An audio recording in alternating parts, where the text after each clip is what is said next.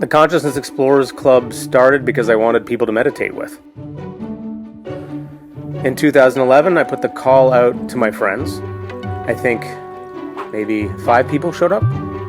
Back then, I lived in Toronto's Kensington Market, in a big home that was already the center for parties and community. It became our meditation hotspot. We thought of ourselves as explorers. We explored different practices from different traditions in a way that we hoped was, like open, non-dogmatic. We tried not to take ourselves too seriously. The CEC got a reputation for being a fun place to meditate. Suddenly the house was packed. People meditating on the stairs, in the hallways, in the kitchen. We changed location, got more official. We became a nonprofit, grew our team. We had this idea of upending the ideal of the perfect teacher by showing that when anyone is honest and real, then they're helping somebody else.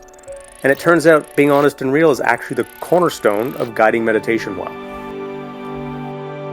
Today there are CEC-inspired groups all over the world, and more pop up all the time. We're online too. We share free resources so people can connect wherever they are. This model of grassroots community practice and support, I think it's growing. It's part of the democratization of mental health, about empowering people to take care of themselves and each other. This is how we're going to wake up the planet. One person and one community at a time.